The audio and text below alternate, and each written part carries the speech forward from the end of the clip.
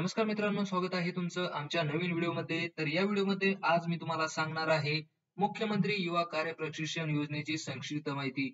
तर मुख्यमंत्री युवा कार्य प्रशिक्षण योजना म्हणजेच लाडका भाऊ योजना. तर या योजनेची काही माहिती सांगण्या अगोदर मी तुम्हाला हे सांगून देतो की ही योजना कोणाकोणासाठी आहे. जर तुम्ही 12वी पास असाल किंवा ITI केलेला, आपण डिप्लोमा केलेला असेल, पदवीधर म्हणजेच ग्रॅज्युएट असाल किंवा पोस्ट ग्रॅज्युएट असाल, तरच ही योजना आपल्यासाठी लागू असणार आहे. ज्या विद्यार्थ्यांचं शिक्षण 12वी पेक्षा कमी असेल, त्यांना या योजनेचा लाभ घेता येणार नाहीये. तर मी तुम्हाला हा एज्युकेशनल क्रायटेरिया सांगितलेला आहे. तर चला संक्षिप्तमध्ये आपण जाणून घेऊया या योजनेवरती माहिती. तर या योजनेचे ठळक वैशिष्ट्य आपण बघूया. तर आपण 12वी पास पाहिजे, ITI केलेला पाहिजे किंवा आपण पदविका म्हणजे डिप्लोमा केलेला पाहिजे. आपण पदवी पाहिजे आपल्याकडे कोणतीही BE, BTech आणि आपण पदवीधर म्हणजे पोस्ट ग्रॅज्युएट असलं पाहिजे. आणि ज्यांना यावरती अप्लाय करायचं आहे, या योजनेसाठी अप्लाय करायचं आहे, त्यांनी rozgar.mahaswayam.gov.in या वेबसाईट वरती जाऊन येथे आपल्याला सर्वात पहिले नोंदणी करायची आहे. त्यानंतर आपण येथे अप्लाय करू शकता.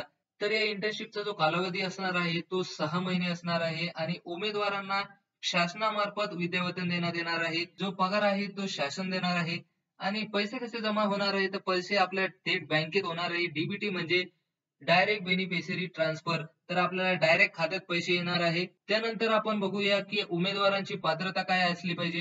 तर उमेदवाराची किमान वय 18 व कमाल 35 म्हणजे 18 ते 35 च्या आतमध्ये आपण असलं पाहिजे. त्यानंतर उमेदवाराची किमान शैक्षणिक पात्रता 12वी पास असली पाहिजे किंवा ITI, डिप्लोमा, पदवीधर, पदव्युत्तर यापैकी काहीही आपलं चालेल, पण आपण 12वीच्या पुढे पाहिजे. त्यानंतर आपण उमेदवार हा महाराष्ट्राचा आदिवासी पाहिजे. त्यानंतर उमेदवाराची आधार नोंदणी असावी. आपल्याला आधार नोंदणी करणे खूप गरजेचे आहे. त्यानंतर उमेदवाराचे बँक खाते आधार कार्डला संलग्न पाहिजे. त्यानंतर उमेदवाराने कौशल, रोजगार, औद्योगिक व नाविन्यता विभागाच्या म्हणजेच rozgar.mahaswayam.gov.in या संकेतस्थळावर नोंदणी केलेली असावी. आता या योजनेसाठी नोंदणी कशी करायची आहे, तर व्हिडिओ आपल्या चॅनलवर उपलब्ध आहे. तेथे जाऊन आपण चेक करू शकता. त्यानंतर शैक्षणिक पात्रतेनुसार आपल्याला किती पगार भेटणार आहे हे बघून घेऊया.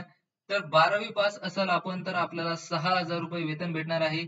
जर ITI किंवा आपण डिप्लोमा केलेला असेल तर आपल्याला ₹8,000 महिना पैसा भेटणार आहे. म्हणजेच पगार भेटणार आहे. त्यानंतर जर आपण पदवीधर म्हणजेच आपण BE, BTech जर असाल किंवा पोस्ट ग्रॅज्युएट असाल तर आपल्याला ₹10,000 महिना या योजनेमार्फत भेटणार आहे. तर मित्रांनो, तुम्हाला मी या योजनेविषयी खूप सारी माहिती सांगितलेली आहे. आणि जर तुम्हाला कोणते प्रश्न असेल तर तुम्ही कमेंटमध्ये विचारू शकता. तर मी भेटतो तुम्हाला नवीन पुढच्या व्हिडिओमध्ये. व्हिडिओ बघितल्याबद्दल आपले खूप खूप धन्यवाद.